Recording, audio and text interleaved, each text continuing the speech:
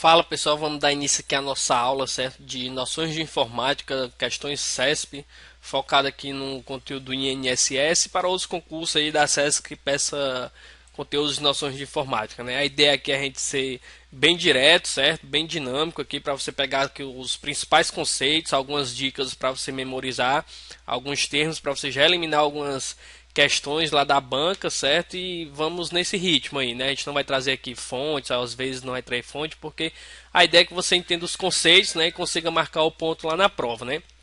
Talvez não venha muitas questões de informática, mas no CESP todo ponto, né, é válido, todo ponto ali é crucial, né? Ainda mais um concurso desse a nível nacional, bastante concorrido. É bom aí você garantir esses pontinhos aí, né, em informática, né, que às vezes se torna meio chato, meio ruim, que às vezes tem muita coisa para decorar. Mas às vezes tem coisas que a gente aprende nos conceitos, pegando algumas palavras-chave, mesmo sem entender, a gente consegue marcar o ponto lá na questão, né? E essa é a ideia aqui, fazer você marcar lá o ponto certo, né? E também preparar para futuras questões, né? Então aqui meu nome é Cleiton Monte, né? E vamos dar início aqui à nossa aula, a minha formação aqui, vamos dar início às questões, que é o que importa, né? Então dando início aqui à primeira questão. A banca trouxe aqui um enunciado, certo? Esse enunciado aqui é mais para encher linguiça, né? Julgo que se segue a respeito da gestão de processo, de processo, padrão em 3E 802.11, serviço em nuvem e sistema gerenciador de banco de dados. Serviço em nuvem cai, professor? Cai. Está lá em conteúdo de internet, certo? Conteúdo de internet, noções de informática tem esse conteúdo, né, de serviço em nuvem. Então é importante que você dê uma olhada nessa questão. Eu trouxe essa questão para você já aprender os outros conceitos também, né? Então vamos lá. No modelo de serviço em nuvem PaaS, são responsabilidade do provedor o fornecimento e o gerenciamento do processamento físico, o armazenamento e o ambiente de hospedagem, certo? Essa questão aqui, ó, é dado como errado, né? É uma questão errada, por quê? Porque a gente vai ver que o PaaS não provê isso, certo? Por que está errada, professor? Vamos ver aqui uma figura, certo? Para nos ajudar. Ó, o PAS ele não oferece, o servidor ele não oferece o armazenamento físico, né? Isso é característica de quem? Característica do IaaS, infraestrutura como serviço, certo? Aqui nós temos essa tabelazinha, ó, em que a gente diz que você gerencia, né? Quando tudo é instalado na sua máquina, na sua empresa, você gerencia tudo, né? Na infraestrutura como serviço, ó, quem vai gerenciar a rede, o storage, servidores de virtualização é o provedor de serviço. O restante aqui é você, certo? Então você tem, ó, ampla configurações aqui para você fazer, né? No IaaS, ele é a plataforma mais baixa, né? É dito que, vamos supor aqui nesse desenho, é dito que, ó, o IaaS está aqui provendo infraestrutura como serviço, certo? Em cima do IaaS aqui nós temos uma plataforma como serviço, que é esse segundo aqui, onde o provedor vai gerenciar todas essas que estão em vermelho, você gerencia os aplicativos e os arquivos, certo? E em cima nós temos aqui o SAS, o software como serviço, certo? Mas professor, o senhor disse que ia dar uma dica aí para a gente decorar aí, ou então marcar o ponto lá. Vamos lá, para marcar o ponto.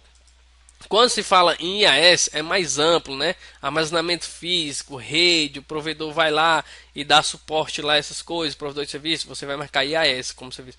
Plataforma como serviço. Quando falar em plataforma como serviço, você vai ter alguma coisa direcionada ali a desenvolvimento, vai ter alguma coisa ali direcionada a programador, vai ter alguma coisa nesse sentido de desenvolvimento de aplicativo, desenvolvimento de software, é disponibilizado um PaaS pelo provedor de serviço, uma plataforma como serviço. Já no IaaS é mais para gerenciamento ali dos servidores, storage, essas coisas. Aí você fala em IaaS.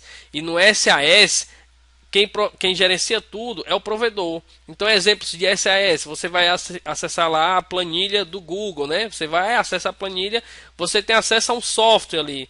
Então, ali é um software como serviço. Eles estão oferecendo um software a você como serviço. Na plataforma como serviço, eles oferecem uma plataforma. E geralmente as plataformas para quê? Para desenvolvimento. Então eles oferecem uma plataforma com desenvolvimento. E no IaaS eles oferecem uma infraestrutura, né? Com o sistema operacional, para você escolher o sistema operacional que você vai configurar lá, você que vai ser responsável por configurar o sistema operacional. Já no PAS não, já vem tudo configurado, você vai ali nas suas aplicações desenvolver as suas aplicações, né?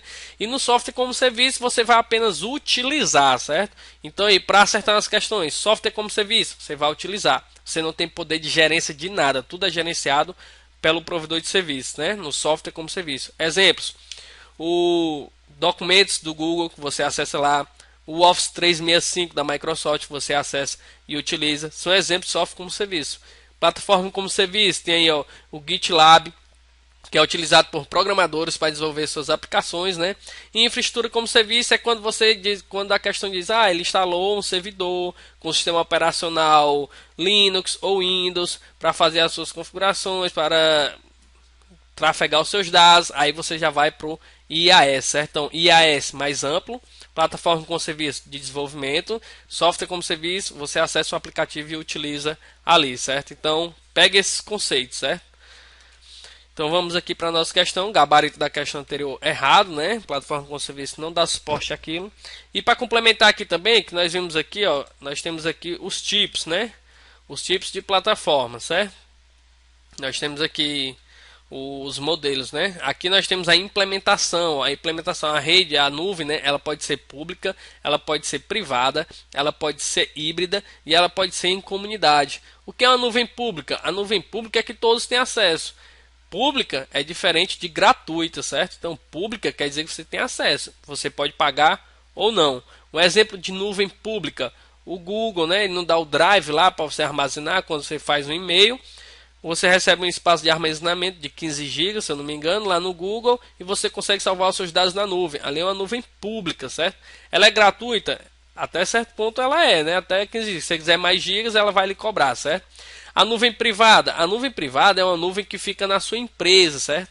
Quer dizer que você tem uma nuvem lá que você vai utilizar para gerar seus dados, gerir seus dados, né? Tudo vai ficar salvo lá. Você tem uma arquitetura de nuvem dentro da sua própria empresa, certo? É uma arquitetura de nuvem sua, né? Então ela fica lá dentro da sua empresa e você utiliza ela. Não é do Google, é da sua empresa e você usa os serviços de nuvem, né? Mas nuvem tem que estar em outro local? Não, pode ser dentro da sua empresa, mas no serviço de nuvem, certo? O que é a nuvem híbrida? A híbrida é um misto da pública e da privada. Como assim? Eu posso ter uma nuvem privada na minha empresa para gerir aqueles dados lá mais confidenciais, os dados que eu não quero que caia em outras mãos, e posso também fazer uso da nuvem pública, né? Já para ter outros dados armazenados lá, né? E a comunidade, a nuvem comunitária, é quando nós temos algumas empresas, certo? Que elas têm o mesmo fim, né? São as empresas privadas, né? Pertencentes a entidades com os mesmos fins ou objetivos. Então elas se juntam para criar uma nuvem e ter aquela nuvem lá de uma comunidade, certo?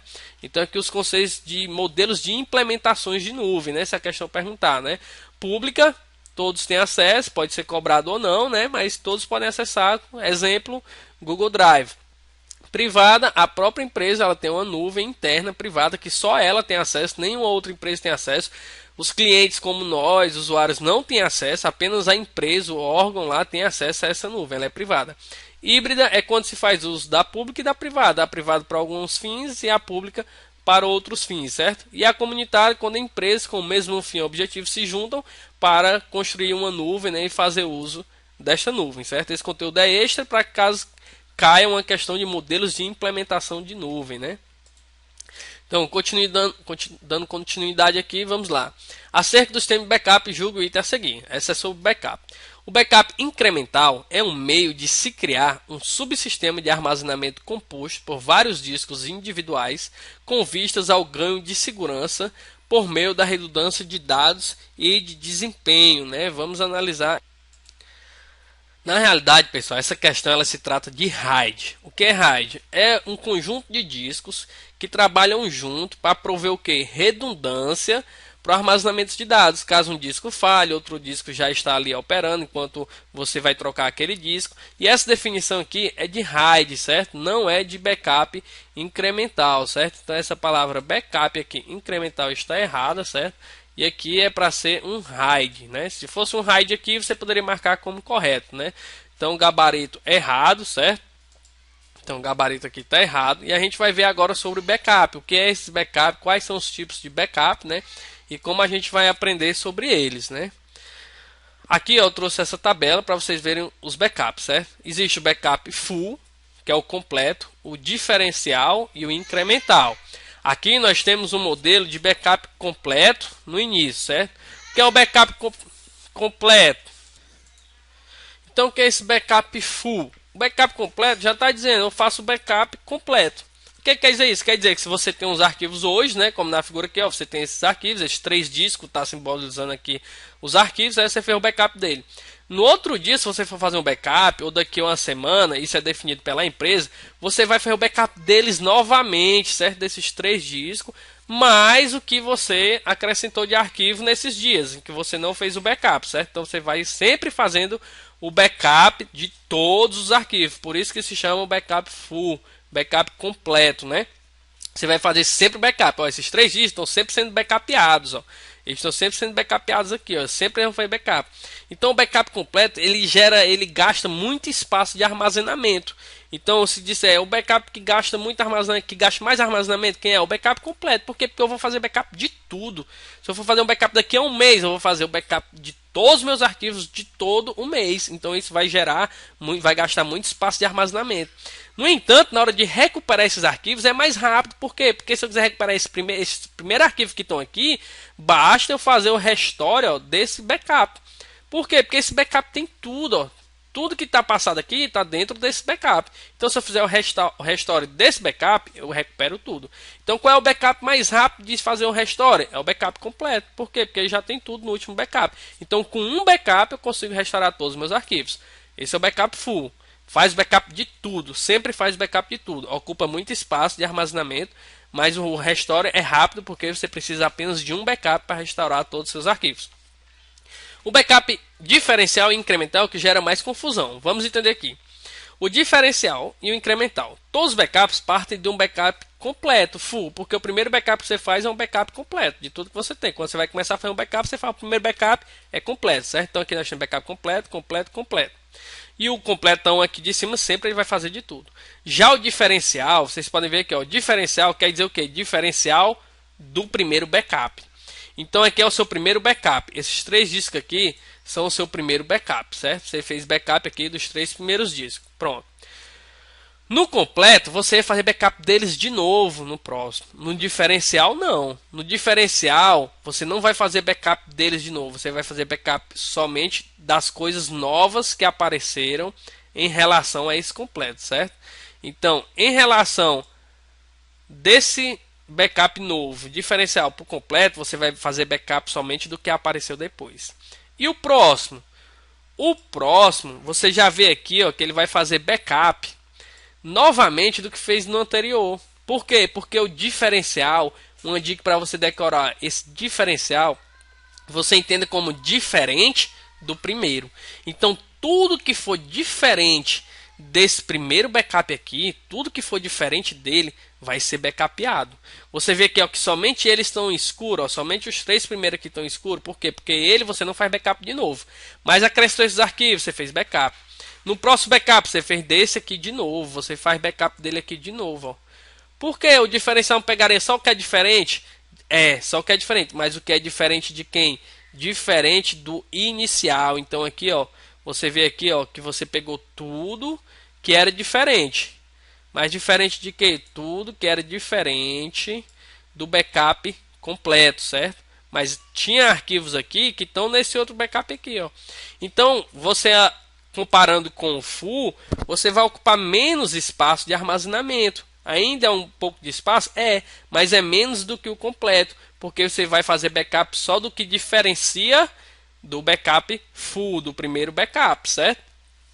No entanto, para recuperar é mais demorado do que o full. Por quê? Porque para recuperar você vai ter que fazer restore de 2, do primeiro backup e do último backup, certo? Por quê? Porque se você fizer apenas do último backup aqui, você não vai pegar esses arquivos aqui de baixo. Ó.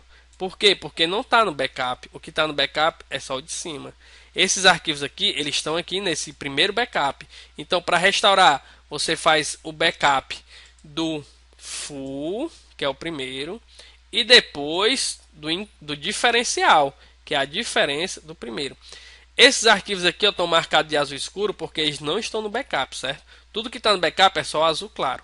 Então, azul escuro não está no backup. Aqui está só para representar na figura, né, que esses 3 arquivos, ó, eles não são backupeados mais, certo? Eles não são backupeados. Tem uma configuração que marca ele para não ser feito backup.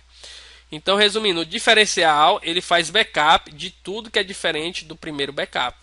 Então, acrescentou arquivos depois do primeiro backup, vai fazer backup. No próximo, o que mudou do diferencial? Trago esse? Trago. Por quê? Porque é diferente desse. Se é diferente desse, vai ser backupeado, certo?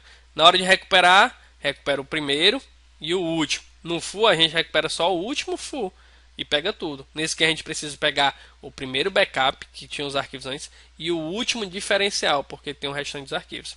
No incremental, ele ocupa já menos espaço de armazenamento. Por quê? Porque aqui, ó, você pode observar, tem um backup full, que é o primeiro backup.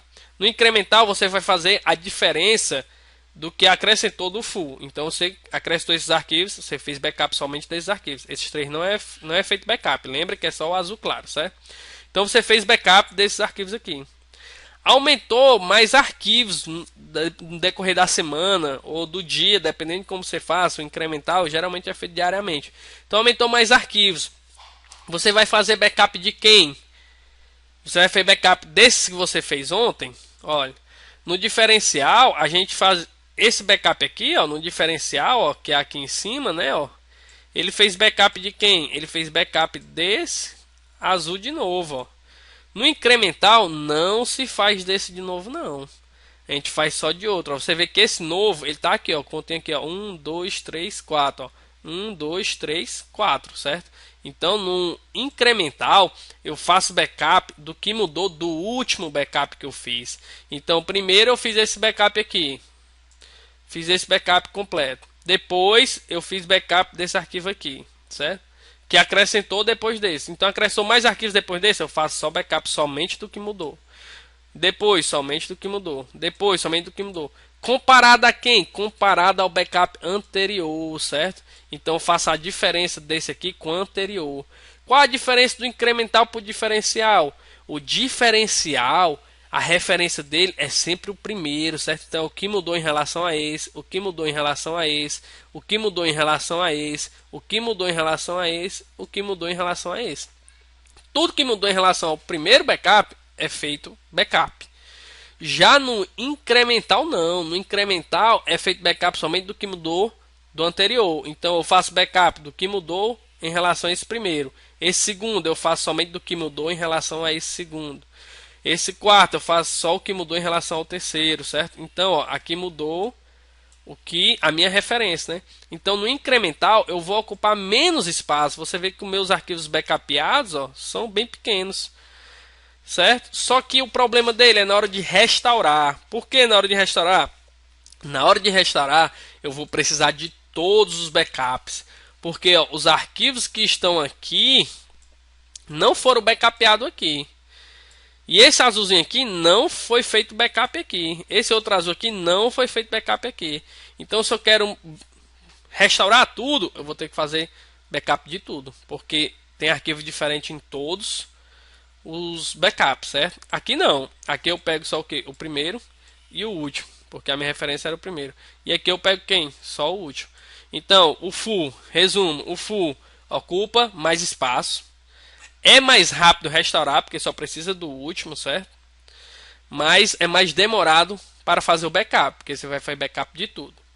O diferencial é o meio termo, certo? Você precisa de 2 backups para restaurar. O primeiro, que é o full, e o último, que é tudo que tem diferente do primeiro, vai ser backupeado. Então você pega o primeiro e o último, você restaura. Então ele restaura ali no meio termo, ele é mais rápido para restaurar que o full. Certo? Ele é mais, perdão, né? Ele é mais lento para restaurar do que o full. O full é mais rápido de restaurar. O diferencial é mais lento que o full para restaurar, mas ele é mais rápido para fazer o backup. Já o full é mais lento para fazer o backup do que o diferencial. Por quê? Porque ele vai fazer backup de tudo. E o incremental, ele é o mais rápido de todos para fazer o backup, porque você vai fazer backup só do que mudou em relação ao backup anterior. Porém, ele é o mais lento para restaurar, porque você precisa de todos os backups para restaurar os seus arquivos, certo? Então pega esse resumo aí, né, e leve para a prova para entender sobre os backups full diferencial e incremental, certo? E ganha essa questão aí. Continuando aqui, certo? Julgue o próximo item a respeito de ataques a redes, computadores, softwares maliciosos e vulnerabilidades em aplicações. Malware é qualquer software intencionalmente criado para causar danos a um computador, servidor, cliente ou a uma rede de computadores. Essa questão, pessoal, está correta, certo? Você não vê nenhum erro nela, né? Questão em CESP, eu aconselhar você ir devagarzinho, né? Malware é qualquer software intencionalmente criado para causar danos a, certo? Malware é qualquer software, Malware significa malicious software. É uma junção da palavra malicious software, ou seja, é um software malicioso. Então, um vírus é um malware? Um worm é um malware? Um rootkit é um malware? Porque malware é qualquer software intencionalmente criado para causar danos a um computador. Qualquer software malicioso é um malware. É apenas a junção do nome de malicious software, software malicioso, certo? Ele gera danos a um computador? Sim. A um servidor? Sim. A um cliente? Sim. A uma rede de computadores? Sim. Ele gera danos a qualquer isso. Um software malicioso pode gerar danos a qualquer isso. Ele não disse qual era o software. Então, sim. Um software malicioso ele pode gerar danos. Aí tem as categorias de software? Sim, tem as categorias de software. Mas ele perguntou malware, que é genérico, né? Um termo genérico para qualquer software malicioso. Então, o gabarito dessa questão está certo. Malware é qualquer software malicioso. Malicious software. Decore que malware é o grande, né? Malware é todo software malicioso. Aí nós temos aí as especificações de alguns softwares maliciosos, né? Mas gabarito correto, guardem essa definição, né? E saibam que malware não é especificidade, é genérico, né? Qualquer software. Continuando, nós temos aqui a respeito de produção de segurança em computação, julgue o próximo item. Rootkit é um programa malicioso conhecido por apresentar propagandas. Bom, pessoal, aqui ó, rootkit agora é uma especificidade de malware, certo? Rootkit é uma espécie de malware.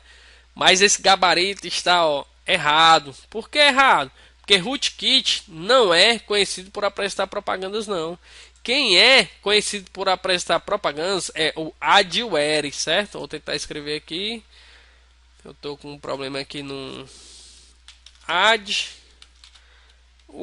certo? Esse aqui é que é utilizado para apresentar propagandas, aquelas propagandas que ficam no seu computador, com vendas, com coisa, aquilo isso, adware, certo? Algumas podem direcionar você a um site que pode prejudicar o seu computador, outras só ficam ali fazendo propaganda, mas é conhecido como adware e não rootkit, certo? Então aqui rootkit está errado, não é rootkit, é adware que faz essa função aqui, e o gabarito aqui ó, está errado, certo? O que é que o rootkit faz? O rootkit é um kit de ferramentas, certo? Utilizado para invasão de computadores. O rootkit já é algo mais amplo, né? Algo aí que você vai utilizar aí para fazer uma invasão, abrir uma porta dos fundos, que é chamado de backdoor, certo? Aí é o que um rootkit faz, né? Então, não é o adware, que era a nossa definição aí que a gente queria buscar nessa questão, né? A banca trocou aí, né, os termos e a gente vai dar avanço, né? Mas para você aprender, ó, que rootkit, você entende ele como um conjunto de programas. Quando falar um conjunto de programas e técnicas, aí você vai no rootkit, né? Ah, é um conjunto de programas e técnicas para fazer uma invasão no computador, permite que o invasor execute um código malicioso, abra uma porta, mantenha o ataque. Aí é rootkit. É um rootkit. Conjunto. Ó, tem um kit aqui, eu lembro do kit, conjunto, kit, conjunto. Um kit é um conjunto de coisas, né? Aí kit, root, root é um acesso privilegiado, né? Então kit, root é um kit de ferramentas, kit de programas e técnicas permite o invasor ter acesso a um computador, né? E abrir aí portas e manter um acesso malicioso, né? Mas quem gera propaganda, né? Adware, certo? Adware. Continuando aqui, um mecanismo de prevenção contra um código malicioso que monitora atividades no computador e as envia para terceiros é manter instalado um programa anti-spyware. Pronto, pessoal. O que é um mecanismo? Ele quer o quê? Se você sabe, um mecanismo de proteção contra o quê? Contra um código malicioso que monitora atividades no computador. A palavra-chave está aqui, certo, pessoal? Monitora atividades no computador. Quem que monitora atividades no computador? É o spyware, certo? Spy de espião, ó, e o é de software. Um software espião. O que é que um software espião faz? Monitora a atividade do computador, certo? Então aqui, ó, ele quer saber como você se protege de um spyware, um anti-spyware, certo? Então um anti-spyware, ou seja, eu não quero que tenha um spyware, eu instalar, manter um programa instalado chamado anti-spyware, eu não vou ter um spyware. Então a questão está o quê? Correto, né? Gabarito da questão correta. Um modo de se prevenir contra um spyware é um anti-spyware. E o que é spyware? Um software que faz o que? Monitora as atividades no computador. Ele é sempre malicioso? Não, tenham cuidado. Se disser que um spyware é sempre malicioso, a questão está errada. Por quê? Porque numa empresa é possível lá que nas regulamentações da empresa tenha lá dizendo que ela pode instalar o spyware para saber o que os funcionários estão fazendo no computador, para saber se eles estão trabalhando ou no horário de trabalho estão usando para fazer outra coisa. Então o spyware é um software, né, que monitora as atividades no computador. Pronto. Pode ser usado para fins lícitos ou ilícitos, certo? Como se prevenir? Um anti-spyware. Gabarito da questão correto. Vamos prosseguir aí. Keylogger é um programa conhecido por permitir que o invasor acesse um computador diversas vezes. Errado, pessoal. Por quê? Porque o que é um keylog? Palavra-chave aí. Vou botar aqui o gabarito. Errado, certo? O que é um keylog? Keylog, pessoal, ó, a palavra-chave aqui, ó, keylogger. Palavra-chave, key, de chave, né? Você pode pensar em key de tecla, né? Key de tecla, né? Então você pode pensar aqui, ó, keylog, né? Teclado. Você pode pensar como teclado, certo? Keylog, ó, quando falar em keylogger, keylog de chave, tecla, você pensa que teclado. Então para que serve um keylog? Para monitorar o que é digitado, certo? Então keylog é usado para monitorar o que é digitado pelo usuário, certo? Então por isso que o gabarito está errado. Um keylog não é um programa conhecido por permitir que o invasor acesse um computador diversas vezes, não. Aí tá mais para quê? Para um bootnet, um rootkit, certo? Para manter ali o acesso das pessoas, né? Mas o keylog monitora ali ó, o que é digitado no teclado, né? Por isso que as empresas fazem o quê? Elas instalam aquele teclado virtual no banco. Quando você vai acessar um banco, tem um teclado virtual para você clicar lá no teclado virtual. Por quê? Porque se tiver um keylog instalado, ele não vai capturar o que você digitou lá na tela. Mas para isso já tem outro tipo de software malicioso, que é o screenlogger, né? Que ele vai monitorar o que? A tela. O keylog monitora o que? Teclado. O screenlog monitora a tela, né? Aí ele consegue capturar lá as informações que você digitou no teclado virtual. Mas esse keylogger não, certo? É porque você digitar no seu teclado do computador, ele está monitorando ali, pegando os códigos da tecla que você digitou para ele pegar. Se for uma senha, ele vai conseguir acessar, né? Então gabarito errado, keylogger não faz isso, certo? O Windows permite criptografar arquivos ou pastas, exceto na versão Home? Correto, pessoal. Esse gabarito está correto, certo? Às vezes a gente tende a marcar que não, mas está correto. A versão Home é a versão mais básica, né, do Windows, né, e ela é bem limitada, né. Então ela não permite aí criptografar arquivos ou pastas, certo? Ela permite algumas coisas lá que envolve criptografia, mas criptografar arquivos ou pastas, a versão Home, certo, do Windows 10, ela não permite, certo? A Pro, a Enterprise, a Education permite, mas a Home não, certo? Continuando aqui, o recurso de acesso remoto, denominado conexão de área de trabalho remota, fica disponível exclusivamente no Windows Server. Pessoal, sempre tenham cuidado quando vê essa palavra. Ó. Exclusivamente, tenham cuidado. Não estou dizendo que sempre vai estar errado, mas tenham cuidado sempre que tiver essa palavra exclusivamente, somente, sempre que limitar, você já olha para a questão com cuidado, certo? Já olha ali com certo cuidado para essa questão. Essa questão está errada, certo? Essa questão está errada. A conexão de área de trabalho remoto ela é disponível também para as versões que a gente utiliza em casa, do Windows 10 Pro, por exemplo, né? A Windows 10 Pro ela permite. E para que é que serve essa conexão de área de trabalho remota? Ela permite para você acessar outro computador remotamente. Então você pode estar aqui no seu Windows trabalhando, né? Windows 10, versão Pro, Education e você pode acessar outro Windows 10 em outro local, né? E mexer naquele computador. Isso é usado para quê? Para invasão? Não, é usado em empresas, né? Com home office, né? Por exemplo, você está trabalhando em casa, mas deu um problema no computador de alguém que está na casa dele também trabalhando em home office. Você consegue, pela conexão de área de trabalho remoto, acessar o computador da pessoa lá e fazer alguma configuração, instalar um software, fazer a manutenção lá e seguir com as atividades, né? Então, gabarito errado é possível também no seu Windows Pro, no seu Windows aí na sua casa, você utilizar a conexão de área de trabalho remoto. Gabarito errado. Vamos continuar aqui. Acerto do sistema operacional Windows versão 10, julgue o item a seguir. É possível abrir o explorador de arquivos a partir da combinação de teclas a seguir. A imagem associada é essa, né? Para quem não está vendo aí, tem a tecla Windows mais a letra E, certo? E o gabarito dessa questão é o quê? Correto, certo? Eu vou abrir aqui o teclado virtual, ó. Aqui o teclado virtual, ele está apertando, se você apertar essa tecla aqui e segurar, certo? E apertar também a tecla E junto com ela e soltar, vai abrir o explorador de arquivos. Abriu aqui na minha outra tela, certo? Ó, mas vou trazer aqui para vocês. E ele abriu aqui, ó, meu explorador de arquivos. O que é explorador de arquivos? É aqui, ó, explorador de arquivos para a gente navegar nas pastas do nosso computador, né? Então o gabarito da questão está correto, né? Se eu segurar a tecla Windows, mas a tecla E vai abrir o meu explorador de arquivos, né? Que eu posso abrir também pelo meu menu iniciar, né? Ou então posso pesquisar aqui também e buscar o explorador de arquivos.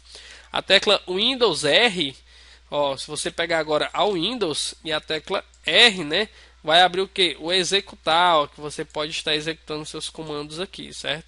Então, existe uma tecla de atalho, né, para várias coisas, diversas coisas, muitas coisas, né? E a questão pergunta sobre o Windows E. E o Windows mais E abre explorador de arquivos? Sim, abre. Questão correta. E vamos prosseguir aí, certo? Questão correta, gabarito da questão. Com relação a aplicativos para segurança, procedimentos de backup e armazenamento de dados em nuvem, julgue o item subsequente. No armazenamento remoto de backup, apesar de assegurada a disponibilidade dos dados no site remoto, em caso de desastres no local dos arquivos originais, a sua recuperação e seu restabelecimento para o site original demandará tempo significativo se os sites forem fisicamente distantes entre si e a largura de banda entre eles for restrita. Bom, pessoal, questão longa. O que é que a gente recomenda? Por partes, certo? No armazenamento remoto de backup, armazenar o backup em outro local. Apesar de assegurada a disponibilidade, ele está dizendo que o backup remoto em outro local assegura a disponibilidade. Correto até agora? Correto. Faço backup em outro canto, assegura o quê? A disponibilidade dos dados no site remoto. Ou seja, está lá. Em caso de quê? De desastre no local dos arquivos originais. Então essa primeira parte já está dizendo o quê? Essa primeira parte aqui, ó, até arquivos originais, certo? Até esses arquivos originais aqui. Ele está dizendo o quê? Se você armazenar backup, fazer seu backup em um local remoto, numa empresa, está assegurada a disponibilidade dos seus dados lá nesse site remoto, caso aconteça um desastre no seu local. Então, se sua empresa ou você na sua casa faz backup no Google Drive, por exemplo, ele está apertando, ó, se acontecer que teu computador queimar, explodiu, não presta mais nada, virou pó. Tá assegurado os dados que tu fez backup lá no site remoto? Claro que tá, né? É para isso que a gente faz backup mesmo, né? Para caso aconteça um desastre no meu computador, eu consiga continuar pegando meus dados, né? Compro outro computador, pego outro computador e vou lá buscar os meus dados normalmente, né? Então até aqui, ó, nada de errado. Continuando, a sua recuperação e o seu restabelecimento para o site original, ou seja, está apertando, ó, mas na hora de tu recuperar esses arquivos, trazer de volta para o teu local, né? Entenda o site como local, o sítio, né? Trazer de volta para o teu local, onde tu está trabalhando. Então teu computador quebrou, mas tu comprou outro, já ajeitou. Quando tu vai pegar teus arquivos de volta, ele está apertando para o teu local original, demandará tempo significativo se os sites forem fisicamente distantes entre si e a largura de banda entre eles for restrita. Correto, né, pessoal? Por que correto? Se você está aqui no Brasil e o seu site está também no Brasil em outro estado, certo? Vai ser diferente de você recuperar esses arquivos de um servidor que, vamos supor, que está lá nos Estados Unidos. Ou está lá no Japão, na China ou qualquer outro país. Qual é o mais rápido de recuperar? O do Brasil. Por quê? Porque está mais perto. A gente tem que lembrar que as conexões elas são físicas, né? A gente tem o Wi-Fi, mas tudo é físico, né? Ela tem uma distância. Então, qual é mais rápido de recuperar? Um arquivo que está no Brasil ou um arquivo que está nos Estados Unidos? Que está no Brasil. Por quê? Porque está mais perto fisicamente de mim. E o que é que eu uso para recuperar esses arquivos que estão salvos na nuvem, né? Internet. Internet utiliza o quê? Largura de banda, certo? Então, a largura de banda vai influenciar na velocidade que eu vou recuperar esses arquivos? Sim, porque se eu tiver uma largura de banda baixa, se eu tiver internet ruim, vai demorar para recuperar meus arquivos. E se ele for muito longe, também vai influenciar, se tiver armazenado em locais distantes, vai influenciar também para recuperar meus arquivos. Então, a questão está correta, certo? As duas partes. Se o local que você armazena seu arquivo estiver muito longe fisicamente, e se a sua largura de banda, sua internet for pouca ou for ruim, né, vai influenciar aí no tempo, né, vai ser um tempo significativo, que ele diz, né, vai ser um tempo aí demorado para você recuperar seus arquivos, né. E outra coisa que influencia também nesse tempo é a quantidade de arquivos que tem para você recuperar, né. Se tiver muitos arquivos para recuperar, vai demorar mais, porque vai utilizar largura de banda, né, então a largura de banda vai ser proporcional ali para baixar seus arquivos para o seu local físico, né.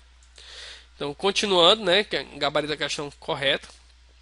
Eu deixei essa parte em branco para a gente comentar, mas eu comentei ali mesmo. Então vamos continuar aqui, ó. Diferentemente dos vírus, ó, é outro tipo de malware, né? Porque malware é malícia software, né? Os worms, outro tipo, consomem poucos recursos computacionais e de rede e se propagam por meio da infecção silenciosa de programas ou arquivos, o que dificulta a sua detecção e eliminação. Vamos lá, pessoal. Aqui nós temos vários conceitos para a gente aprender aí para a prova, certo? Vírus e worms são o quê? São tipos de quê? Malware, malícia software. Malícia software, malware é o termo genérico para todos esses softwares maliciosos. O vírus, pessoal, o vírus, para ele se propagar, ele faz cópia de si mesmo? Faz cópia de si mesmo. Ele se propaga por meio da rede, dos arquivos? Sim, ele se propaga, certo? Mas para que o vírus ele se propague, eu preciso executar. Então você sempre que pensar em vírus, você pensa na intervenção do usuário, certo? O vírus para se propagar ele precisa que o usuário execute aquele programa primeiro, certo?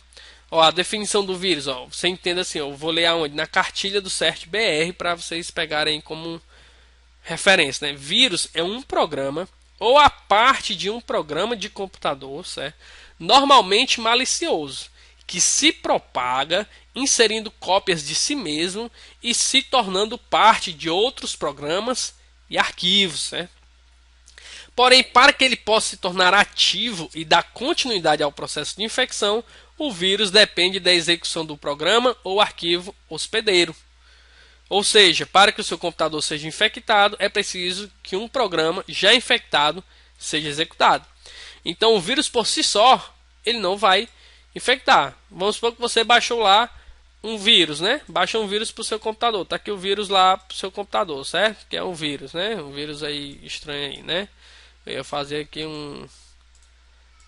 assim, né? Para ser um vírus. Vamos supor que um vírus. Você baixou o vírus lá na sua máquina, certo? Tá lá o seu laptopzinho, você baixou o vírus lá na sua máquina. Ele vai fazer alguma coisa? Vai não. Vai fazer nada? Vai não. Agora, se você executar esse vírus, você clicar duas vezes no programa que armazena esse vírus, porque ele pode estar dentro de um programa que você útil, né? Você baixa um programa na internet, não pagou a licença, craqueado. Quando você executa, aí esse vírus executa. E o que é que ele vai fazer? Vai infectar outros arquivos, certo? Outros arquivos, ele vai infectar outros arquivos e outras pastas. Ah, ele infectou aqui outros arquivos, outras pastas. Já vai se propagando? Não, tem que ser executado também. Então ele executou aqui, mandou para outro, só que vai ficar o quê? Vários arquivos infectados, né? Então assim, cada vez que você for executando os arquivos, ele vai infectando vários arquivos, né? Qual a diferença para o worm? O worm, pessoal, é basicamente, ele faz o quê? Ele se propaga? Sim, se propaga também. A diferença é que ele não precisa que o usuário execute, certo? O worm, ele se propaga sozinho, né? Vou ler a definição do worm para vocês. Worm é um programa capaz de se propagar automaticamente pelas redes, enviando cópias de si mesmo de computador para computador. Então a diferença, o vírus lá, ele vai infectando quem? Pastas e arquivos. O que é que o worm faz? O worm está aqui, você foi infectado pelo worm, ele sai, ó, se propagando. Fazendo cópia de quem? Em outro arquivo, em outra pasta? Não, dele mesmo. Então ele faz uma cópia dele mesmo, né? Ficou diferente. E essa cópia já vai o quê? Executar lá. E ele vai se propagando, ó, vai enchendo a rede, os computadores sozinho, sem precisar da intervenção de ninguém, certo? E de repente seu computador vai estar todo infectado. E aqui a gente entra na nossa questão. Ele diz aqui, ó, os homens consomem poucos recursos. Errado, gabarito, errado. Por quê? Você já pode imaginar que os órgãos consomem muito recurso. Então, quando a máquina está consumindo muito recurso, você já pressupõe aí que ela está infectada pelo worm. Por quê? Porque o worm ele vai se propagando, fazendo cópia dele mesmo. E isso vai consumindo recursos da máquina, da rede, dependendo de onde ele está se propagando. E isso vai consumir os recursos, elevar os recursos da sua máquina, da sua rede. Então, ele consome muitos recursos computacionais, né? Então, gabarito errado aqui, ó.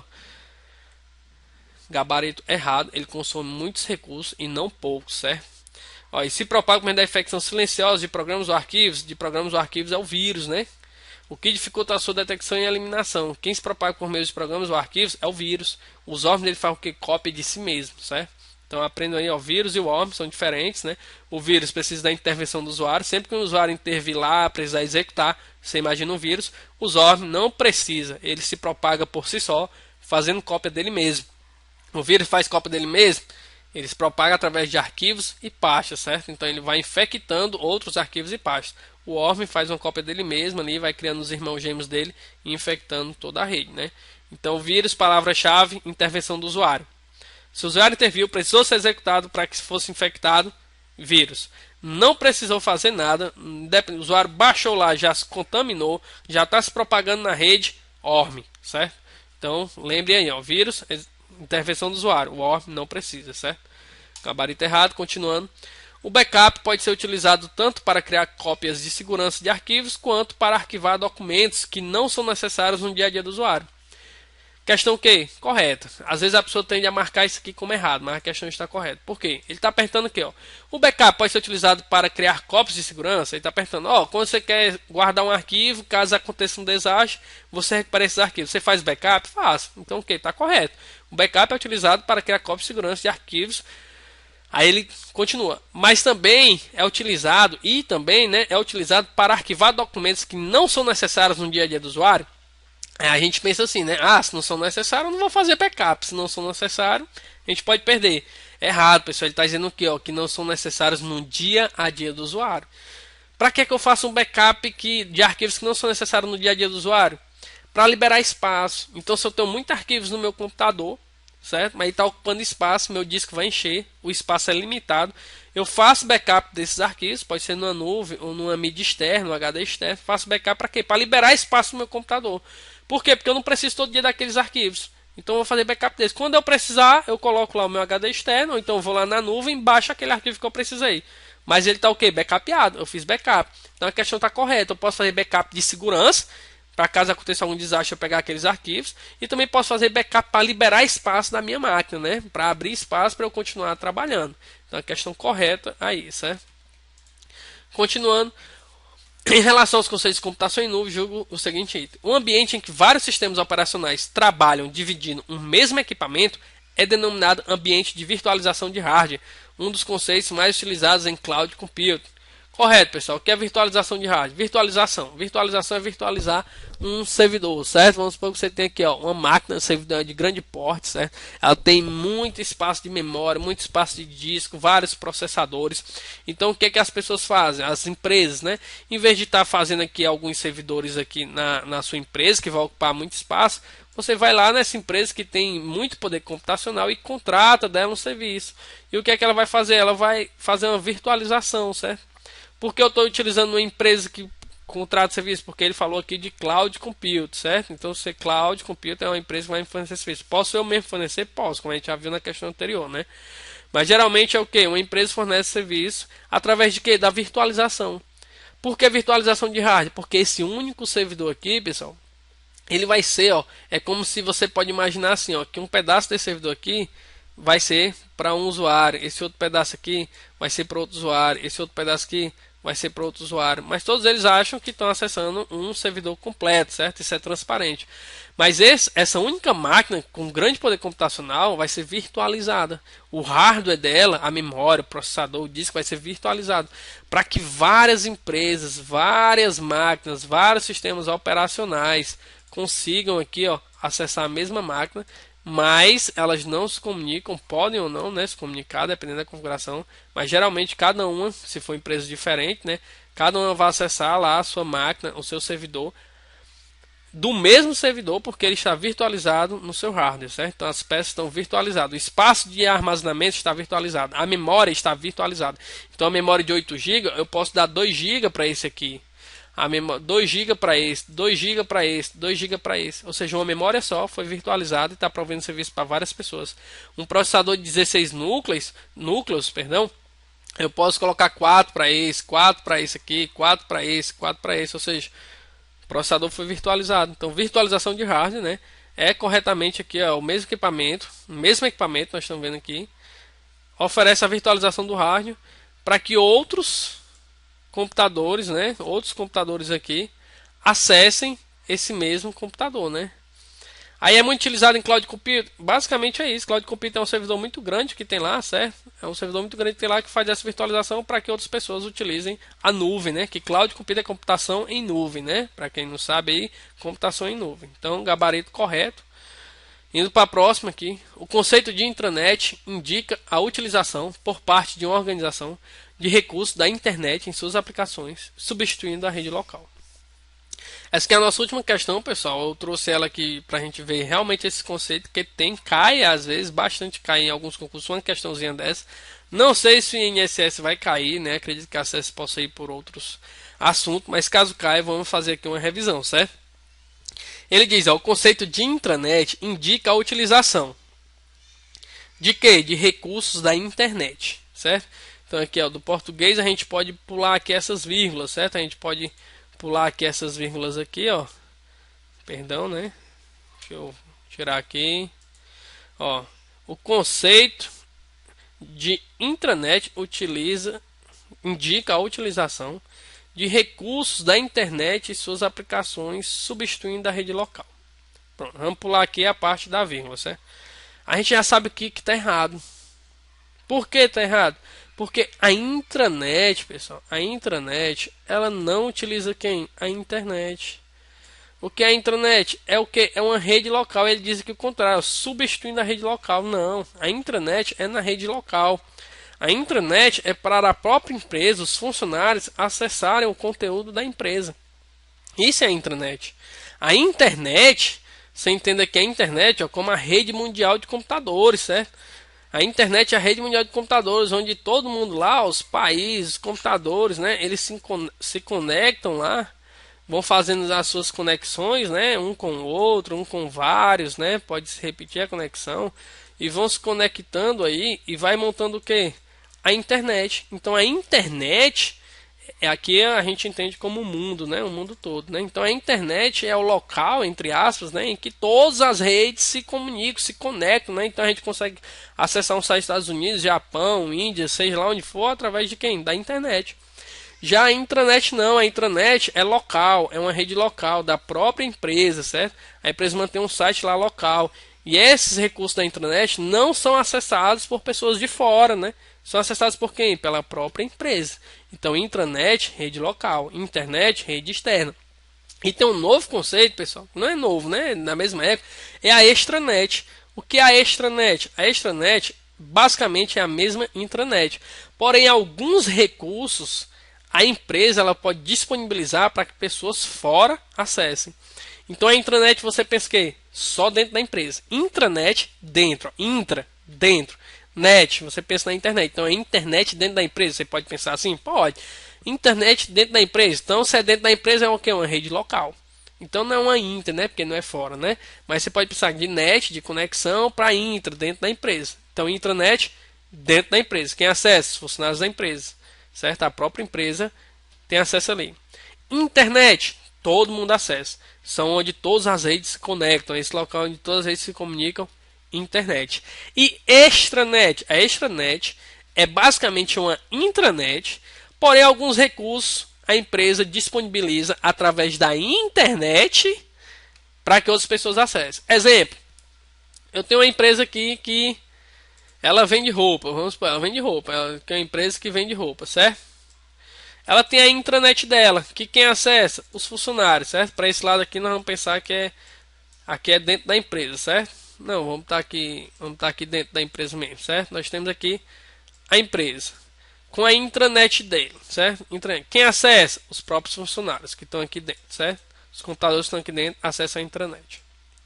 E a extranet? Vamos supor que aqui, ó, você tem o site de vendas. Quem acessa? Somente o pessoal da empresa acessa a parte para você vender os produtos. Mas existe o pessoal que vai vender em outro estado, né? Os representantes. Ele vai vender em outro estado. Tá aqui o representante de outro estado.